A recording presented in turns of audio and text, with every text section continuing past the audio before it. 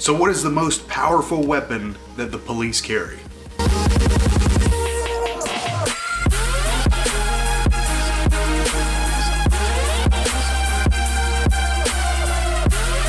Hey guys, what's going on? I hope you're having a fantastic week so far. I feel like I'm getting sick, so I do apologize. Bear with me if you can. I just got done with a 4-hour training class. These classes are part of the yearly mandatory classes that we have to take in law enforcement, which is de-escalation, use of force. And although some of the material is very dry and it's very death by PowerPoint, there were a lot of topics that were actually brought up today that yielded some good points. So what I wanted to take the opportunity to talk to you guys today about is, what is an officer's most powerful weapon that they have available to them? Is it a Glock? Is it a UMP? Is it a Bearcat? To answer the question, the most powerful weapon that we have available at our fingertips is our mouth. Now bear with me, this isn't some hippie shit. A lot of people, when they think of use of force when it comes to law enforcement, is physical force. Was physical force exerted on this individual? But use of force actually starts from a verbal standpoint. I personally would much rather talk myself out of a situation than have to physically handle it. And those of you watching this video that have been in law enforcement for any longer than 6 months, understand what I'm saying when I explain that there's always that one officer that will show up on a scene, everything's cool, calm, and collect, it's an animal call. And before you know it, you're fighting with 3 people and there's 3 people in the back of patrol cars. It never fails. You're talking to this guy, you're engaged in him, and you hear your partner off in the distance. What the hell you looking at? No, let's not do that. Then before you know it, your badge is getting ripped off, there's weave tumbling all over the ground, tumbleweave, and in the long grand scheme of things, it was not worth it. And there can be several things that turn a conversation that would ordinarily be positive into a negative direction. That could be volume, it could be an inflection of your tone, and it could just be your general overall attitude. How does the officer appear when they're on this call? Are they actually excited to be able to help somebody? Of course, you can't expect every officer to be excited on every single call that they're on, but I think there's still like a front that you need to put on for people, at least to make them feel at ease. And don't get me wrong, there are some people where verbal de-escalation just does not work. And if somebody poses a physical threat to you, an immediate physical threat, then don't hesitate to go hands-on with that ass. But if it's not necessary and you can calm down the situation, again, with your words, that's the best route you can take. Again, you're not gonna please every person out there. I know there's people watching this video that absolutely hate cops.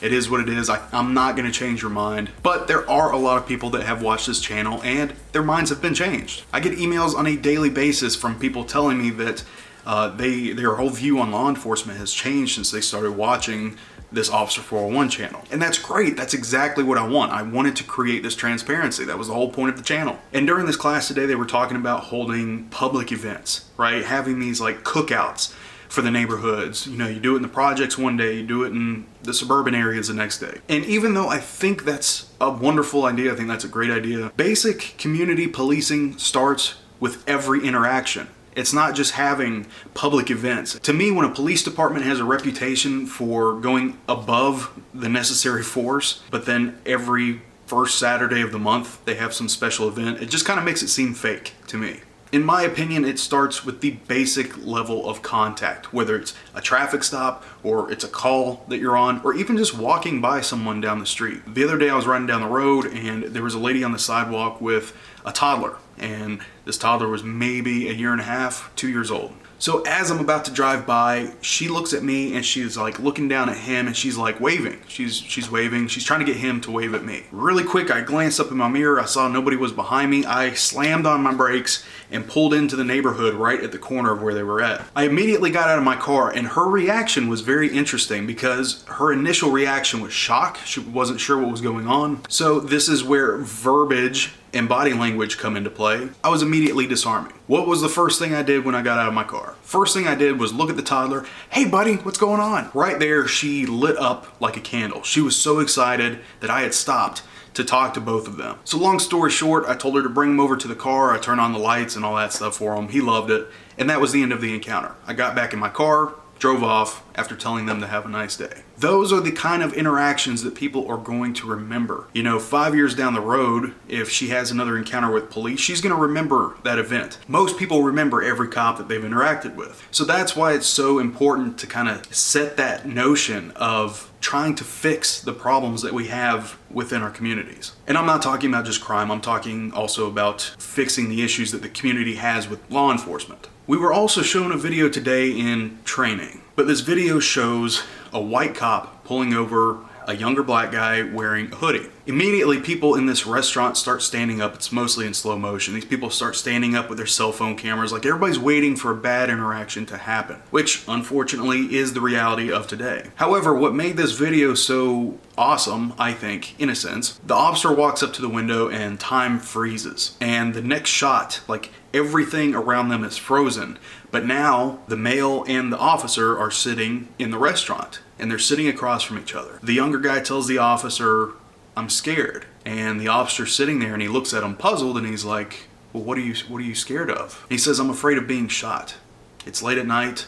I'm a black man. I'm wearing a hoodie and I'm being stopped by a white officer." And the officer basically tells him, "I'm scared too.